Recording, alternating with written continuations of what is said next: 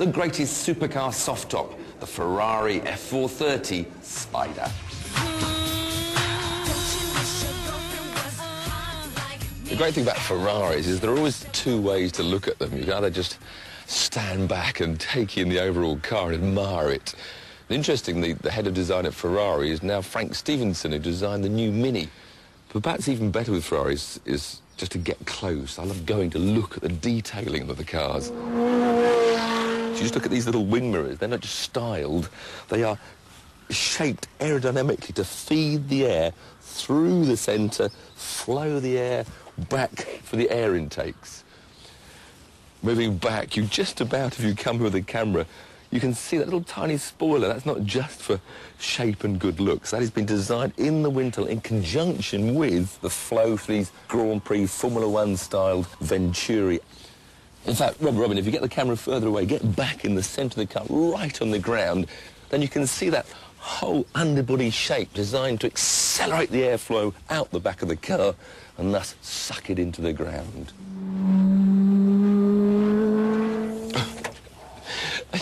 You can't believe how light that is. Of course, it's all aluminium like the rest of the bodywork. And you can't help but look at these huge plenum chambers that dominate the view. In fact, the engine itself is right down in here, actually underneath that rear window. The most amazing thing about this is a V8 engine, 4.3 litres. This now produces 490 horsepower.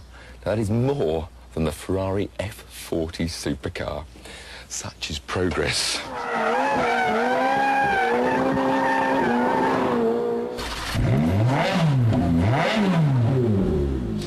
Now, here's a tempting little button, launch control, to make the perfect start every time. Now, what you have to do is switch the traction control off, foot on the brake, engage first gear, press LC, and the L flashes in the gear display. Now, you need to hold the revs at maximum torque, which is 5,250 RPM, and then just take your foot off the brake. I'd stand back a bit while you, Robin. Are you ready?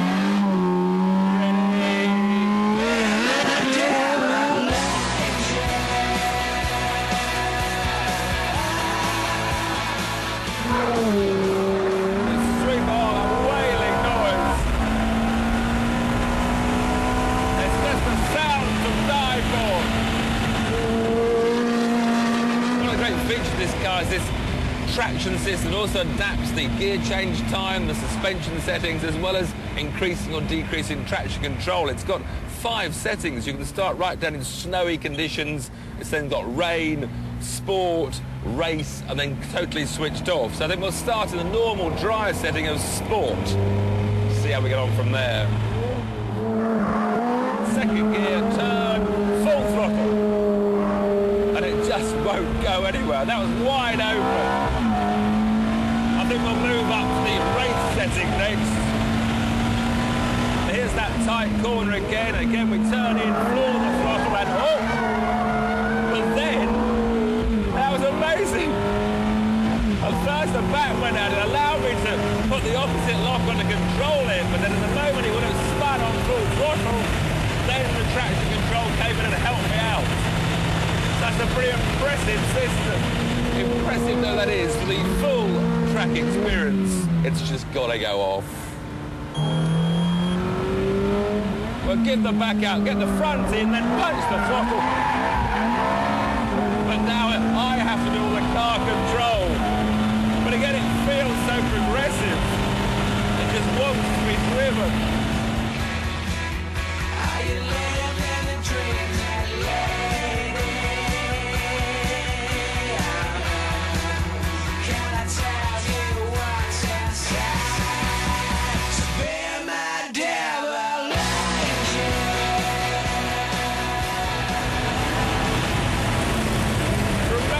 Braking capabilities, those carbon brakes are just fantastic. Oh, but after that blast of exhilaration, you sit back and enjoy just the whole comfort of sitting in this car. You can appreciate that it's a very easy car to drive. You always think of supercars as being ferocious machines that will scare the normal road driver.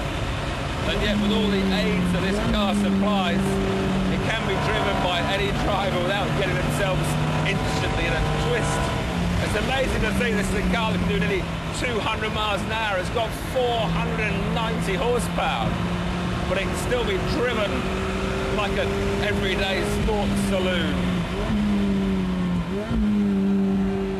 But I don't really want to drive it like that. I want to drive it like that.